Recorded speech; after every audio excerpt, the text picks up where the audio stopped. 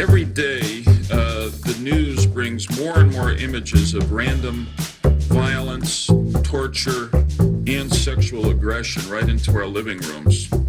Violence and violent images permeate more and more aspects of our lives. And I think it's time to draw the line. Thanks, Joe. I'm Ronnie Ersenbach, and this is the Band Media Podcast, where we will be talking about the art that crossed that line. You know, if you had never seen The Evil Dead Part 2 and you wanted to watch it, it really isn't a big deal if you watch the original Evil Dead first. The second Evil Dead movie plays the same whether or not you've seen the original Evil Dead. The same cannot be said of this episode of the podcast, however.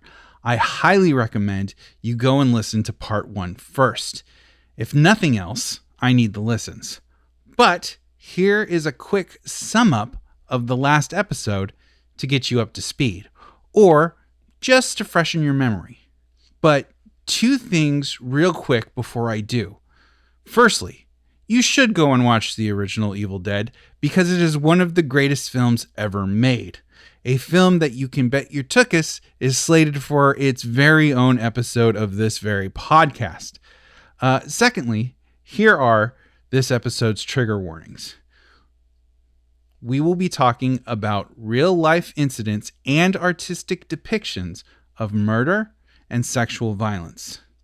So, with that out of the way, last episode we talked about Henry Lee Lucas and Otis Toole. The two men were travel partners and had even lived together for a short period of time. Each of them had confessed to killing sprees that boggled the mind. Otis had confessed to over 100 murders, and Henry Lee Lucas had made the claim he had ended the lives of over 600 people across the United States of America. A 2020 report on Henry inspired filmmaker John McNaughton to make the film Henry, Portrait of a Serial Killer, with his newly acquired shoestring budget and gang of newcomers to the film industry in Chicago. Now, I left off last episode with the promise that back in the real world, there was something brewing with Henry Lee Lucas's case. Though it wouldn't come to a head for a couple of years yet, there was the writing on the wall that Henry Lee Lucas and Otis Toole may not be the criminal masterminds they portrayed themselves to be. Do not get it twisted. They were pieces of shit and they were monsters, but they were far from the real-life boogeymen that had been gracing the news each night. You see, the name Henry Lee Lucas was generally unknown. That is, until Texas Rangers found a link between two missing persons. One was Kate Rich, an 82-year-old woman who had become weak in her old age and hired Lucas to help until it was found out he was stealing money from her. The other missing person was 15-year-old Frida Powell, who just went by Becky, niece of Otis Toole and girlfriend of 40-something Henry Lee Lucas. That, combined with the fact that Lucas had previously been arrested for a handful of robberies, attempting to kidnap 3 schoolgirls, and, not to be overlooked, served time for murdering his own mother. To put it mildly, he seemed like a reasonable suspect. When he saw his day in court, not only did he confess to the 2 murders, but also asked what they were going to do about the other 100 women he had murdered. And from there, the number kept growing to a claim that he had killed an estimated 600 people. Texas Rangers actually put together a task force with Lucas to identify all of his murders. This led to 213 previously unsolved murders being officially cleared. But it was journalist Hugh Ainsworth that first began to suspect something fishy. And it was all by doing some simple math on the timeline of these supposed murder victims. Look, already too long a story short, Henry had been confessing to crimes left and right because he was getting better treatment for it. As for the Texas Rangers, they were either feeding Henry info or just outstandingly negligent when it came to any sort of investigating. Either way, it was a monumentally shitty job by the Texas Rangers. Lucas told them what they wanted to hear, and they let him. Of those 213 closed cases that were attributed to Lucas, 20 of them have since been re-examined with modern DNA evidence, and in all 20 cases, Lucas was found not to have been the murderer. It is also widely accepted that this was the case with Toole as well. The great probability is that Lucas only ever killed 3 people: his mom, Kate Rich, and Becky Powell. But if you remember earlier, I said Becky was found alive. Well, that too turned out to be a hoax. A woman named Phyllis Wilcox had been a pen pal with Lucas in jail and even gone to see him a few times. She impersonated Becky in hopes of showing that Lucas wasn't really a murderer. She claimed this was because she loved him. Though it should be noted, she also visited with Charles Manson and John Wayne Gacy. Fun fact, there is a condition known as hybristophilia, which is a sexual interest and attraction to those who commit crimes. Was this the case for Phyllis Wilcox? I mean, it could be, but again, I'm no psychiatrist. But I will say, one of the most terrifying aspects of Henry, Portrait of a Serial Killer, is that it makes you wonder just how much alike Phyllis Wilcox and you are. Don't get me wrong, I doubt any of you wonderful humans are currently trying to tie the knot, as it were, with a known serial killer. But many of us are listening or watching hours of true crime or movies like Henry that are based on true story. There is something very human about wanting to see what we don't want to see. Now, I'm going to keep this as light as I can on spoilers, because if you haven't seen the film, it is phenomenal and you should. But Henry, Portrait of a Serial Killer, is the story of, now, some of this might seem familiar, Henry, a drifter that goes from town to town, viciously murdering people with no remorse. He changes the method by which he kills each time, so the murders are never linked, and never stays in one place too long. And that's it. No giant, long Dexter-type codes. Just change it up and move on. Henry rolls into Chicago to stay with his old friend Otis that he met in prison, and Otis's little sister, Becky, who is herself new in town. For long, Henry starts to bring Otis into his world of random violence. All the while, Becky begins to develop feelings for Henry, as Henry is the only one to stop Otis's incestuous and undesired advances on her. I know, scandalous. In one of the earliest murder sequences, Henry and Otis dispatch a humble fence who is selling stolen TVs. The man berated Henry and Otis, calling them dumb and yelling at them for wasting his time and for not having enough money. Just generally being a real asshole. So, the two murder him. They smash a TV over his head and plug it in. It's a trope as old as true crime itself. Sin causes punishment. The guy was an asshole, so he got what's coming to him.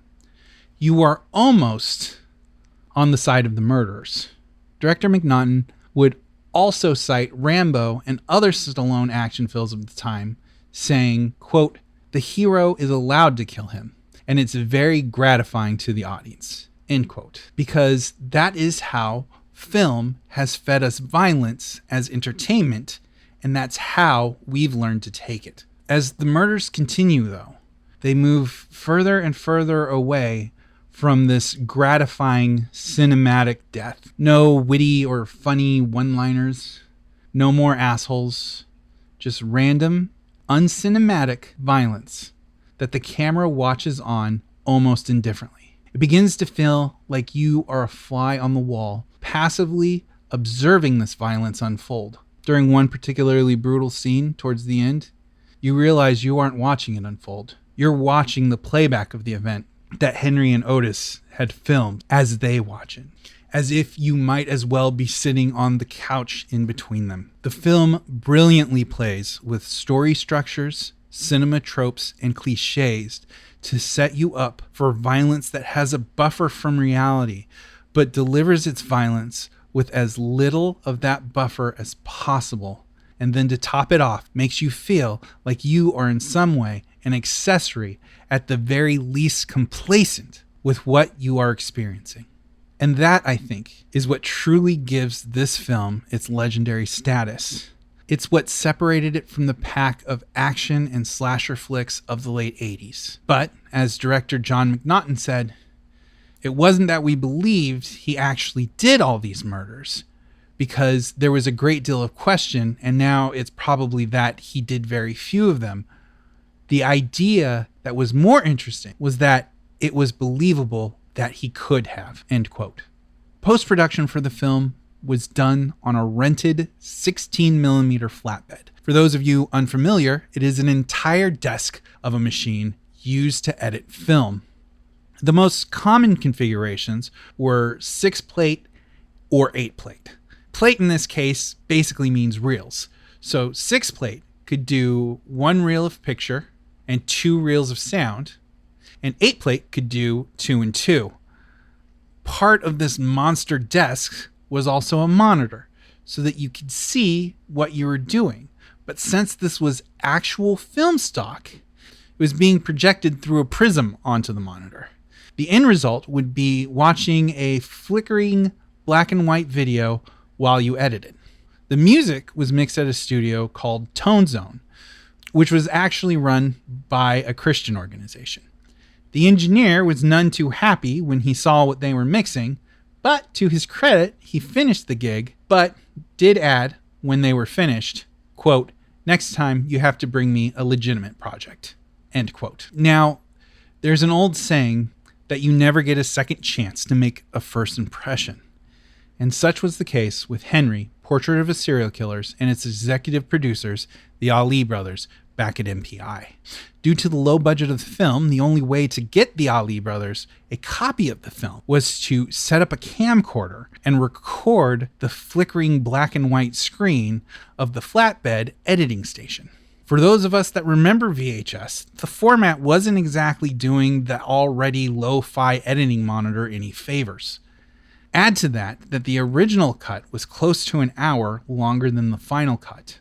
The brothers were less than impressed. They had hoped for a blood-soaked popcorn experience for teenagers, and what they got was this overlong, flickery character study. And though the film was eventually cut down to 86 minutes, the Ali brothers never truly got on board. They saw no potential for the film even on home video, let alone a theatrical run. So they cut their losses, and they shelved the movie. Remember that Chuck Perrello dude I mentioned way back in the beginning of all this? The guy who directed the Ed Gein biopic? Well, his directorial debut was Henry, Portrait of a Serial Killer 2, Mask of Sanity. And without him, it is very arguable that Henry, Portrait of a Serial Killer would never have seen the light of day. Perrello was working at MPI at the time as their public relations department. McNaughton had mentioned to him that he had made a film, Henry, Portrait of a Serial Killer. Perrello said, quote, "Well, I like that kind of stuff, but I put it in and just said, 'What was that? That was incredible,'" end quote. From then on, Chuck Perrello took up the torch of getting Henry out there, even if the film had been finished a couple of years at that point. Him and McNaughton started spending actual VHS prints around to people in the film industry, which actually helped Michael Rooker land a role or two. Then Perrello started getting it into small festivals that cost MPI nothing, and then moved his way up from there. But the film's big break was at the Chicago Film Festival, when a writer for the Chicago Tribune, Rick Cogan, gave it a glowing review. That got the ball rolling, and eventually it was decided to take Henry to theaters. Only one problem: our good friends over at the MPAA, who, in their infinite wisdom, gave the film the dreaded X rating. Now, we've been deep into the X rating here before, so to quickly sum it up, it all but killed your theatrical run, and it put a damper on your home video run as well. Now, here's the deal with the MPAA, currently known as the MPA. They screen your film and they tell you what scenes are objectionable. You can make alterations to those scenes and resubmit it, hopefully getting an R rating. For Henry, Portrait of a Serial Killer, though, the MPAA didn't come back with any scenes that were objectionable that needed to be cut, but rather they said it was the overall moral tone and that no cuts could get it an R rating. The only possible way to do it would be to reshoot the entire film. And though it did certainly limit the film's release, McNaughton said in retrospect, quote, "And I'm sort of thankful for that, because had there been cuts asked for, the cuts would have been made," end quote. Thus leaving intact, in America at least, the disturbing masterpiece. And it should be noted that this film, along with Peter Greenaway's The Cook, the Thief, His Wife, and Her Lover, and Pedro Almodovar's Tie Me Up, Tie Me Down, are commonly cited as the films that led to the MPAA abandoning the X rating and adopting the NC-17 in hopes of ditching the pornographic connotation of the X rating. In the UK, the British Board of Film Classification cleared the film for an 18 rating after 62 seconds were cut for the theatrical release. For home video, the film was cut by 113 seconds. This would be brought back by different distributors with different results over the years, but it wouldn't be until March of 2003 the uncut version would finally be officially released in the UK. The film followed a similar course in New Zealand, where at first it was outright banned. Then they got the censored version for home video, and you wouldn't see the film released with no cuts until 2010. For Australia, it was 2005. But as much pushback as it got from the movie censors of the world, critics generally loved it. Elliot Stein of The Village Voice stated it was, quote, "the best film of the year," end quote. Siskel and Ebert gave it 2 thumbs up, saying it was, quote, "a powerful and important film, brilliantly acted and directed," end quote.